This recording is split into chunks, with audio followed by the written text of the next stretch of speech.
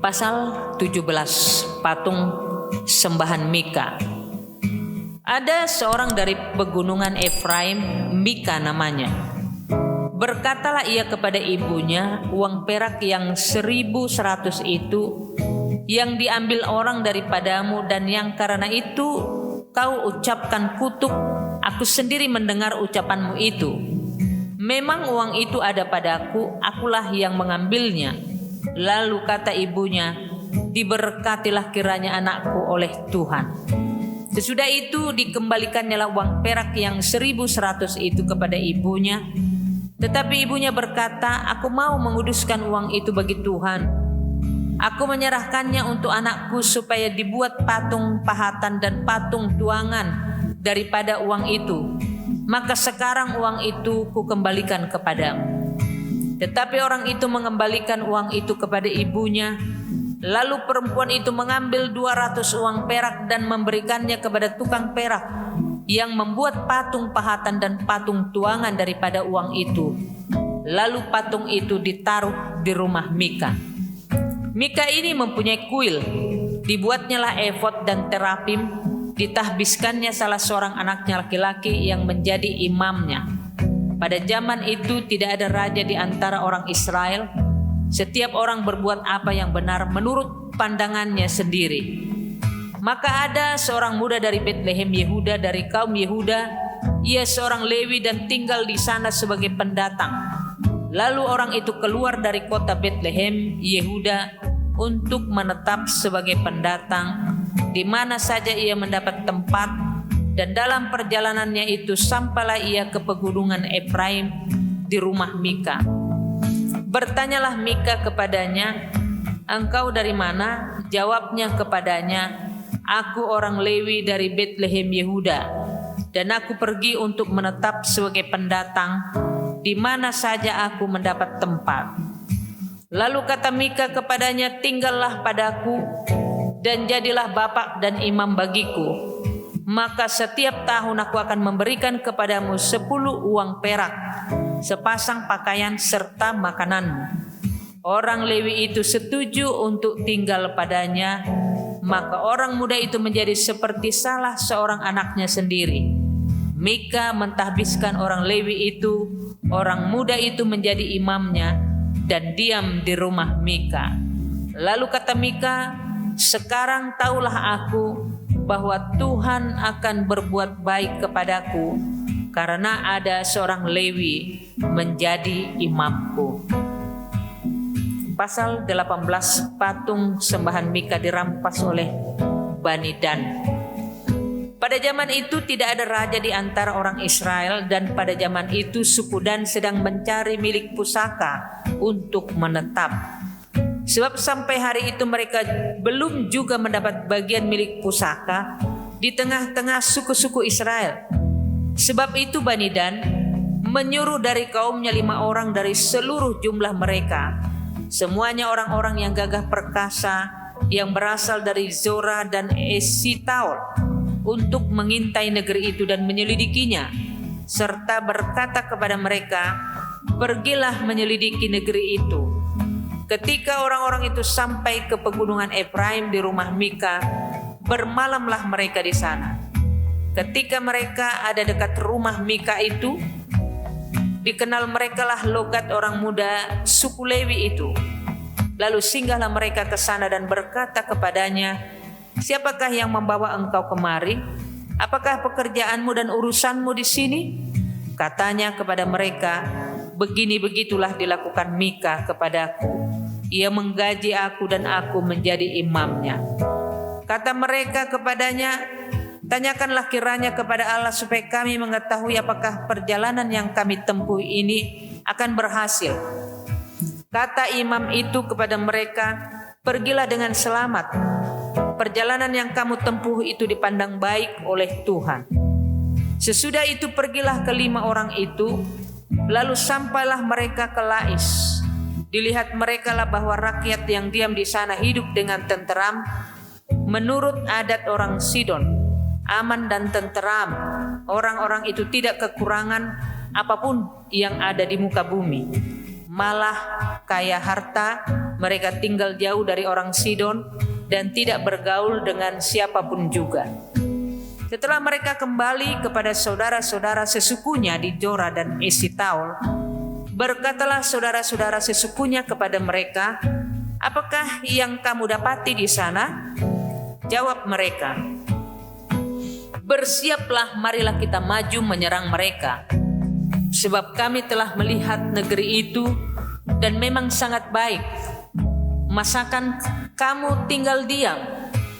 Janganlah bermalas-malas untuk pergi memasuki dan menduduki negeri itu. Apabila kamu memasukinya, kamu mendapati rakyat yang hidup dengan tenteram, dan negeri itu luas ke sebelah kiri dan ke sebelah kanan. Sesungguhnya Allah telah menyerahkannya ke dalam tanganmu. Itulah tempat yang tidak kekurangan apapun yang ada di muka bumi." Lalu berangkatlah dari sana, dari Zora dan Esitaol, 600 orang dari kaum suku Dan, diperlengkapi dengan senjata. Mereka maju lalu berkemah di Kiryat Yearim di Yehuda. Itulah sebabnya tempat itu disebut Mahane, dan sampai sekarang letaknya di sebelah barat Kiryat Yearim. Dari sana mereka bergerak terus ke pegunungan Efraim dan sampai di rumah Mika. Lalu berbicaralah kelima orang yang telah pergi mengintai daerah Lais itu, katanya kepada saudara-saudara sesukunya, "Tahukah kamu bahwa dalam rumah-rumah ini ada efod, terafim, patung pahatan, dan patung tuangan? Oleh sebab itu insapilah apa yang akan kamu perbuat." Kemudian mereka menuju ke tempat itu, lalu sampai di rumah orang muda suku Lewi itu, di rumah Mika, dan menanyakan apakah ia selamat. Sementara ke-600 orang dari Bani Dan yang diperlengkapi dengan senjata itu tinggal berdiri di pintu gerbang. Maka kelima orang yang telah pergi mengintai negeri itu berjalan terus masuk ke dalam, lalu mengambil patung pahatan, efod, terapim, dan patung tuangan itu. Adapun imam itu berdiri di pintu gerbang bersama-sama dengan ke-600 orang yang diperlengkapi dengan senjata itu. Tetapi setelah yang lain-lain itu masuk ke dalam rumah Mika dan mengambil patung pahatan, efod, terapim, dan patung tuangan itu, berkatalah imam itu kepada mereka, "Berbuat apakah kamu ini?" Tetapi jawab mereka kepadanya, "Diamlah, tutup mulut. Ikutlah kami dan jadilah bapak dan imam kami. Apakah yang lebih baik bagimu, menjadi imam untuk seisi rumah satu orang, atau menjadi imam untuk suatu suku dan kaum di antara orang Israel?" Maka gembiralah hati imam itu. Diambilnyalah efod, terapim, dan patung pahatan itu, lalu masuk ke tengah-tengah orang banyak. Kemudian berbaliklah mereka dan pergi dengan anak-anak, ternak, dan barang-barang yang berharga ditempatkan di depan mereka. Ketika mereka telah jauh dari rumah Mika, dikerahkanlah orang-orang dari rumah-rumah yang di dekat rumah Mika, dan orang-orang itu mengejar Bani Dan itu. Mereka memanggil-manggil Bani Dan, maka berbaliklah orang-orang itu dan berkata kepada Mika, "Mau apa engkau dengan mengerahkan orang?" Lalu jawabnya, "Allahku yang kubuat serta imam juga kamu ambil, lalu kamu pergi. Apakah lagi yang masih tinggal padaku? Bagaimana perkataanmu itu kepadaku? Mau apa engkau?" Berkatalah Bani Dan kepadanya, "Janganlah suaramu kedengaran lagi kepada kami. Nanti ada orang yang menyerang engkau karena sakit hati, dan dengan demikian engkau serta seisi rumahmu kehilangan nyawa." Lalu Bani Dan melanjutkan perjalanannya, dan Mika, setelah dilihatnya mereka itu lebih kuat daripadanya, berpalinglah ia pulang ke rumahnya. Lalu Bani Dan dengan membawa barang-barang yang dibuat Mika, juga imamnya mendatangi Lais, yakni rakyat yang hidup dengan aman dan tenteram. Mereka memukul orang-orang itu dengan mata pedang, dan kotanya dibakar. Tidak ada orang yang datang menolong. sebab kota itu jauh dari Sidon dan orang-orang kota itu tidak bergaul dengan siapapun juga. Letak kota itu di lembah Bet-Rehob. Kemudian Bani Dan membangun kota itu kembali dan diam di sana. Mereka menamai kota itu Dan menurut nama bapa leluhur mereka, yakni Dan yang lahir bagi Israel. Tetapi nama kota itu dahulu adalah Lais. Bani Dan menegakkan bagi mereka sendiri patung pahatan itu. Lalu Yonatan bin Gersom bin Musa bersama-sama dengan anak-anaknya menjadi imam bagi suku Dan, sampai penduduk negeri itu diangkut sebagai orang buangan. Demikianlah mereka menempatkan bagi mereka sendiri patung pahatan yang telah dibuat Mika itu, dan patung itu ada di sana selama rumah Allah ada di Silo. Pasal 19.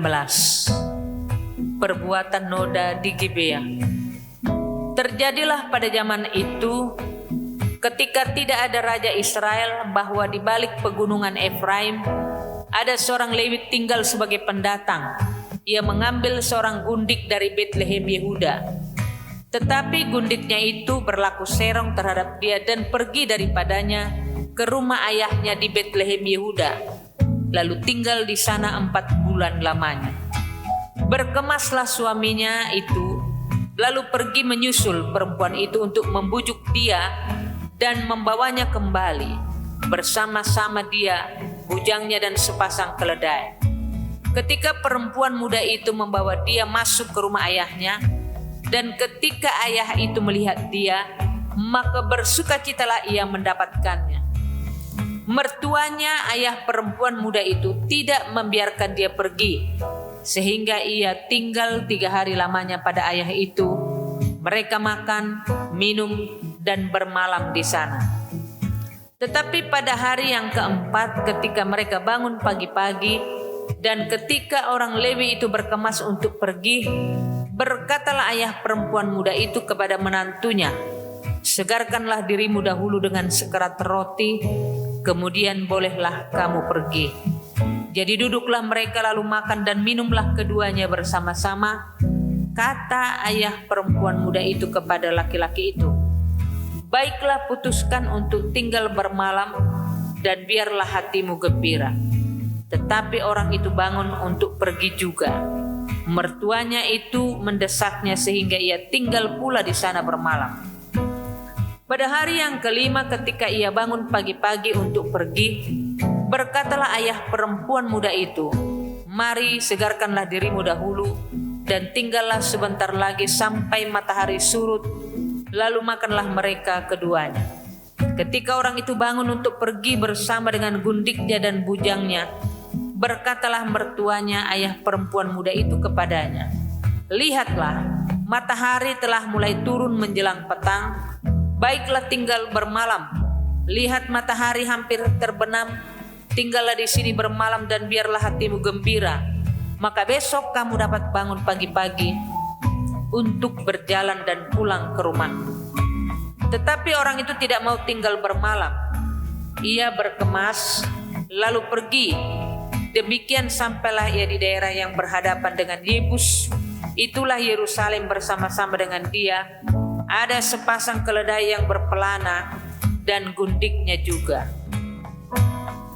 Ketika mereka dekat Yebus dan ketika matahari telah sangat rendah, berkatalah bujang itu kepada tuannya, "Marilah kita singgah di kota orang Yebus ini dan bermalam di situ." Tetapi tuannya menjawabnya, "Kita tidak akan singgah di kota asing yang bukan kepunyaan orang Israel, tetapi kita akan berjalan terus sampai ke Gibea." Lagi katanya kepada bujangnya, "Marilah kita berjalan sampai ke salah satu tempat yang di sana dan bermalam di Gibea atau di Rama." Lalu berjalanlah mereka melanjutkan perjalanannya, dan matahari terbenam ketika mereka dekat Gibea, kepunyaan suku Benyamin. Sebab itu singgahlah mereka di Gibea lalu masuk untuk bermalam di situ, dan setelah sampai duduklah mereka di tanah lapang kota, tetapi tidak ada seorang pun yang mengajak mereka ke rumah untuk bermalam. Tetapi datanglah pada malam itu seorang tua yang pulang dari pekerjaannya di ladang. Orang itu berasal dari pegunungan Efraim dan tinggal di Gibea sebagai pendatang, tetapi penduduk tempat itu adalah orang Benyamin. Ketika ia mengangkat mukanya dan melihat orang yang dalam perjalanan itu di tanah lapang kota, berkatalah orang tua itu, "Kemanakah engkau pergi dan dari manakah engkau datang?" Jawabnya kepadanya, "Kami sedang dalam perjalanan dari Betlehem Yehuda ke balik pegunungan Efraim. Dari sanalah aku berasal. Aku tadinya pergi ke Betlehem Yehuda dan sekarang sedang berjalan pulang ke rumah. Tetapi tidak ada orang yang mengajak aku ke rumahnya. Walaupun ada padaku jerami dan makanan untuk keledai kami, pula roti dan anggur untuk aku sendiri, untuk hambamu perempuan ini dan untuk bujang yang bersama-sama dengan hambamu ini, kami tidak kekurangan sesuatu." Lalu berkatalah orang tua itu, "Jangan khawatir, segala yang engkau perlukan biarlah aku yang menanggung. Tetapi janganlah engkau bermalam di tanah lapang kota ini." Sesudah itu dibawanyalah dia masuk ke rumahnya, lalu keledai-keledainya diberinya makan. Maka mereka pun membasuh kaki, makan dan minum.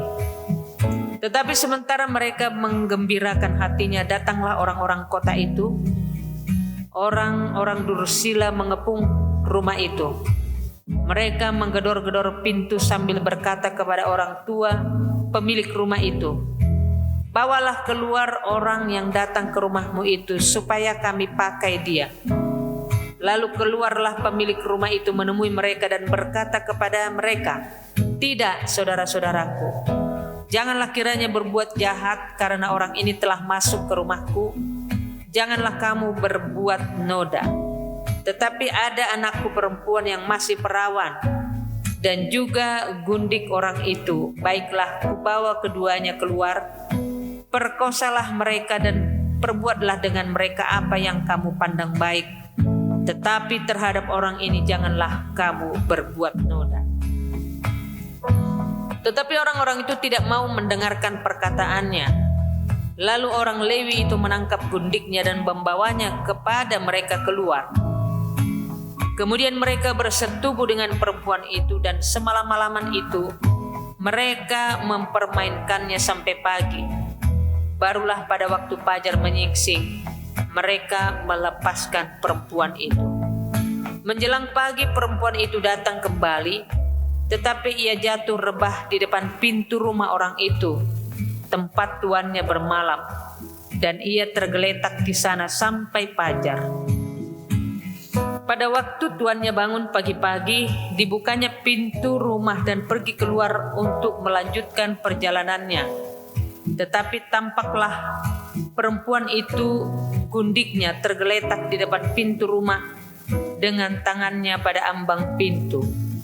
Berkatalah ia kepada perempuan itu, "Bangunlah, marilah kita pergi." Tetapi tidak ada jawabnya. Lalu diangkatnyalah mayat itu ke atas keledai. Berkemaslah ia, kemudian pergi ke tempat kediamannya. Sesampai di rumah diambilnyalah pisau, dipegangnyalah mayat gundiknya, dipotong-potongnya menurut tulang-tulangnya menjadi 12 potongan. Lalu dikirimnya ke seluruh daerah orang Israel.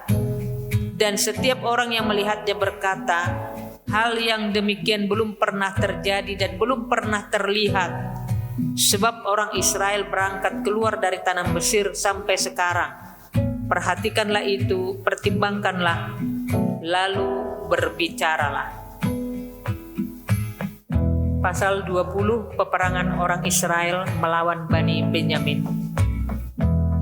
Lalu majulah semua orang Israel dari Dan sampai Berseba dan juga dari tanah Gilead. Berkumpullah umat itu secara serentak menghadap Tuhan di Mispa. Maka berdirilah para pemuka dari seluruh bangsa itu, dari segala suku orang Israel, memimpin jemaah umat Allah yang jumlahnya 400.000 orang berjalan kaki yang bersenjatakan pedang. kedengaranlah kepada Bani Benyamin bahwa orang Israel telah maju ke Mispa. Berkatalah orang Israel, ceritakan bagaimana kejahatan itu terjadi. Lalu orang Lewi, suami perempuan yang terbunuh itu menjawab, aku sampai dengan gundikku di Gibea, kepunyaan suku Benyamin, untuk bermalam di sana.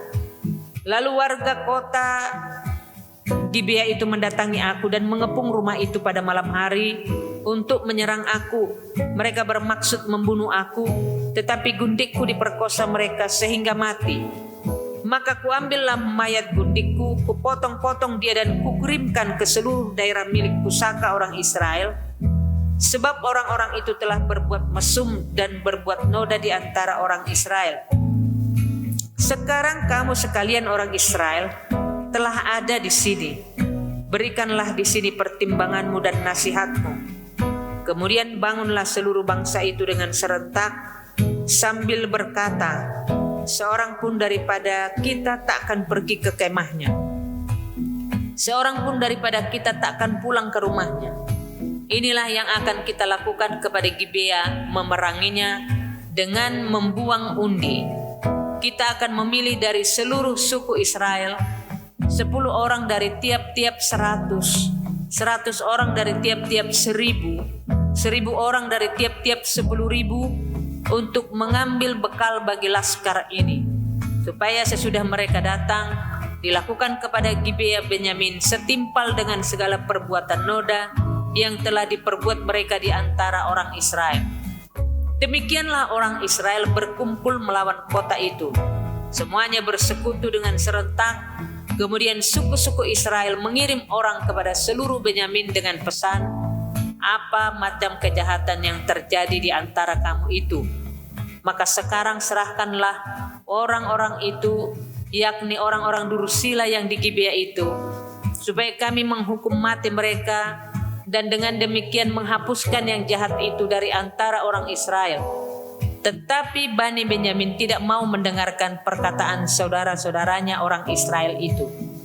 Sebaliknya Bani Benyamin dari kota-kota lain berkumpul di Gibea untuk maju berperang melawan orang Israel. Pada hari itu dihitunglah jumlah Bani Benyamin dari kota-kota lain itu 26.000 orang yang bersenjatakan pedang, belum termasuk penduduk Gibea yang terhitung 700 orang pilihan banyaknya. Dari segala laskar ini ada 700 orang pilihan yang kidal, dan setiap orang dari mereka dapat mengumban dengan tidak pernah meleset sampai sehelai rambut pun. Juga orang-orang Israel dihitung jumlahnya, dengan tidak termasuk suku Benyamin ada 400.000 orang yang bersenjatakan pedang. Semuanya itu prajurit. Lalu orang Israel berangkat dan maju ke Betel. Di sana mereka bertanya kepada Allah, siapakah dari kami yang lebih dahulu maju berperang melawan Bani Benyamin? Jawab Tuhan, suku Yehudalah lebih dahulu. Lalu orang-orang Israel bangun pagi-pagi dan berkemah mengepung Gibea. Kemudian majulah orang-orang Israel berperang melawan suku Benyamin. Orang-orang Israel mengatur barisan perangnya melawan mereka dekat Gibea. Juga Bani Benyamin maju menyerang dari Gibea dan menggugurkan ke bumi 22.000 orang dari antara orang Israel pada hari itu. Tetapi laskar orang Israel mengumpulkan segenap kekuatannya, lalu mengatur pula barisan perangnya di tempat mereka mengatur barisannya semula. Kemudian pergilah orang-orang Israel lalu menangis di hadapan Tuhan sampai petang. Sesudah itu mereka bertanya kepada Tuhan, akan pergi pulakah kami berperang melawan Bani Benyamin saudara kami itu? Jawab Tuhan, majulah melawan mereka. Tetapi ketika orang-orang Israel pada hari kedua sampai di dekat Bani Benyamin, maka pada hari kedua itu majulah suku Benyamin dari Gibea menyerbu mereka, dan digugurkannya pula ke bumi 18.000 orang di antara orang-orang Israel, semuanya orang-orang yang bersenjatakan pedang. Kemudian pergilah semua orang Israel, yakni seluruh bangsa itu, lalu sampai di Betel. Di sana mereka tinggal menangis di hadapan Tuhan. Berpuasa sampai senja pada hari itu, dan mempersembahkan korban bakaran dan korban keselamatan di hadapan Tuhan. Dan orang-orang Israel bertanya kepada Tuhan. Pada waktu itu ada di sana tabut perjanjian Allah, dan Finehas bin Eliezer bin Harun menjadi imam Allah pada waktu itu. Kata mereka, haruskah kami maju sekali lagi untuk berperang melawan Bani Benyamin, saudara kami itu, atau haruskah kami hentikan itu?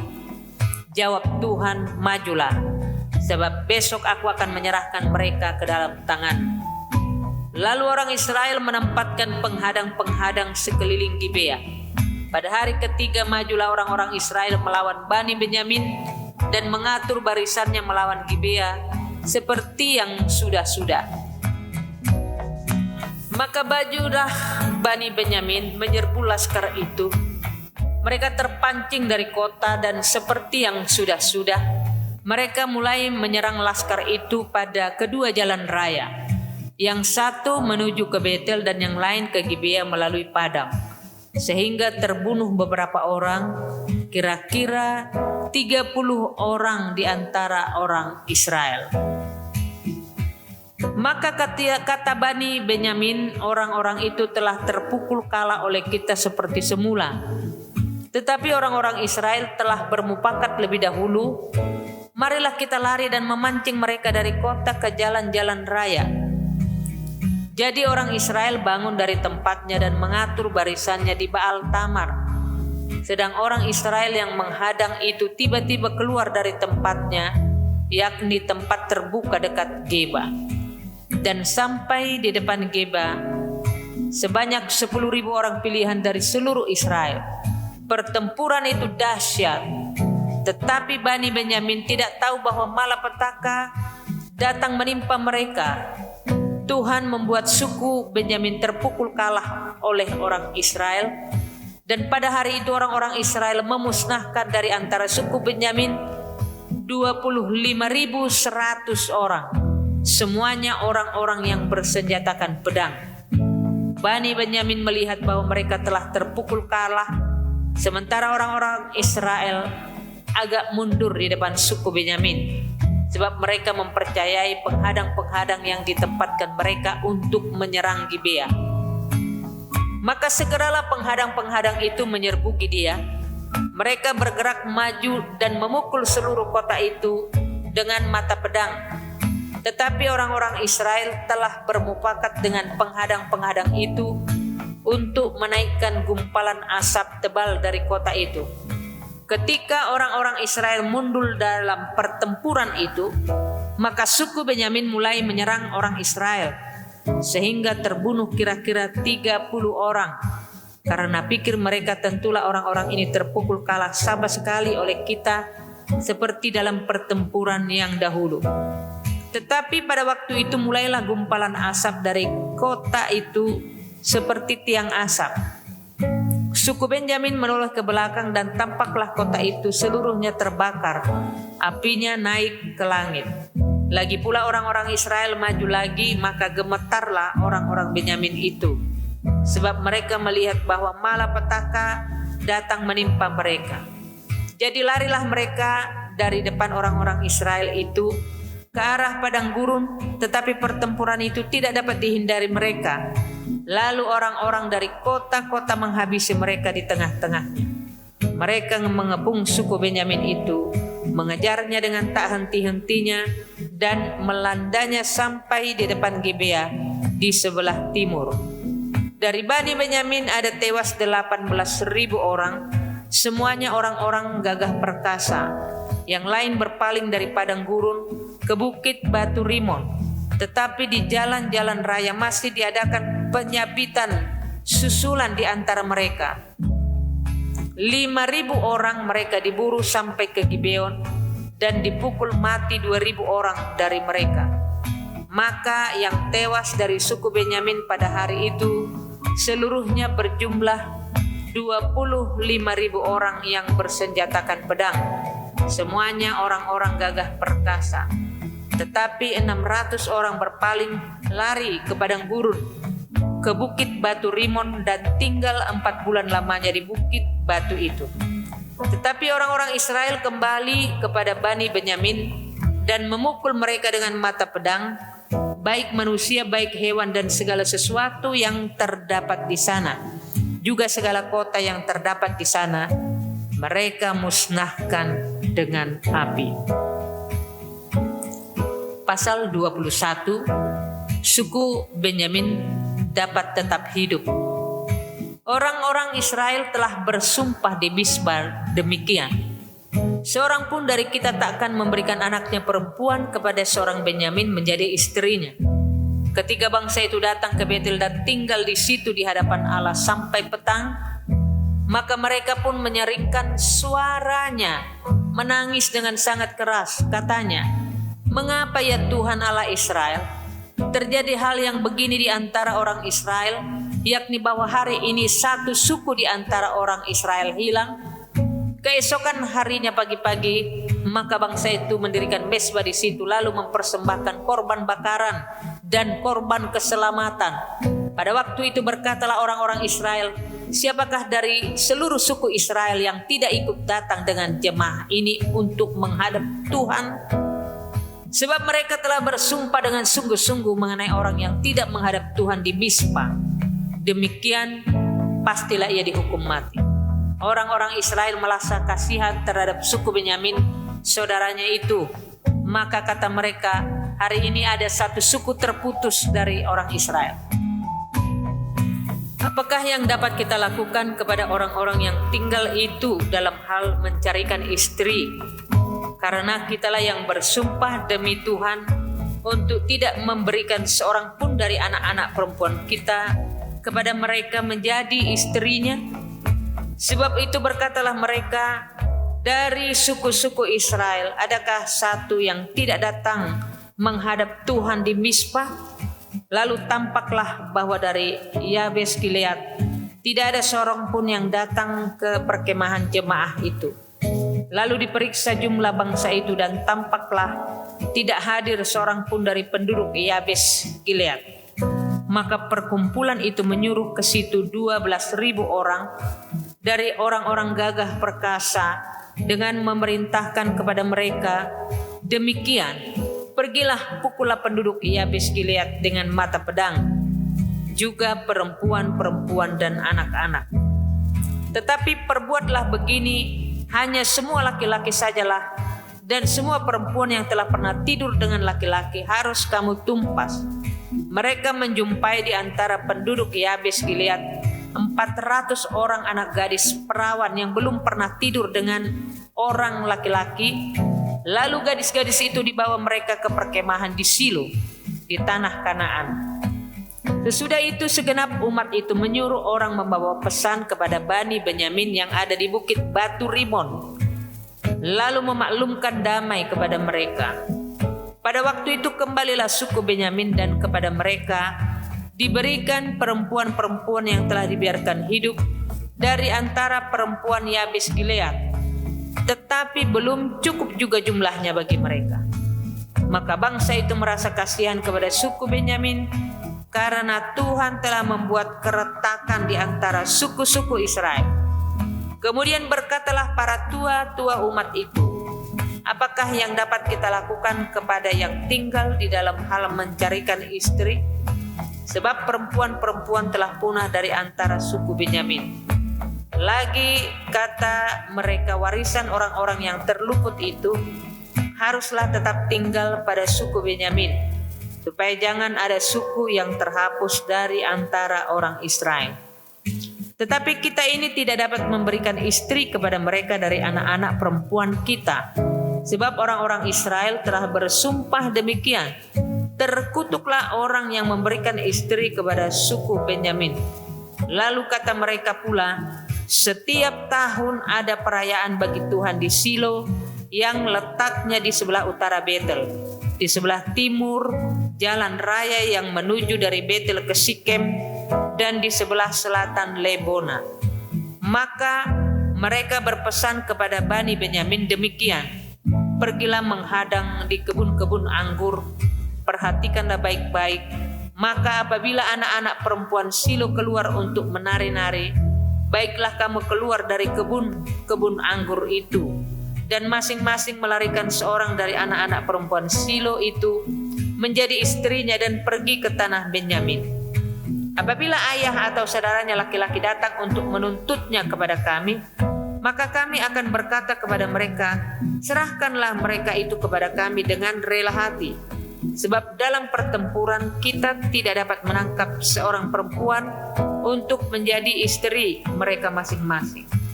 Memang kamu ini tidak memberikan anak-anak gadis itu kepada mereka, sebab seandainya demikian, kamu bersalah. Jadi Bani Benyamin berbuat demikian. Dari gadis-gadis yang menari-nari yang dirampas itu, mereka mengambil perempuan, jumlahnya sama dengan jumlah mereka. Kemudian pulanglah mereka ke milik pusakanya, lalu membangun kota-kotanya kembali dan diam di sana. Pada waktu itu pergilah orang Israel dari sana, masing-masing menurut suku dan kaumnya. Mereka masing-masing berangkat dari sana ke milik pusakanya. Pada zaman itu tidak ada raja di antara orang Israel. Setiap orang berbuat apa yang benar menurut pandangannya.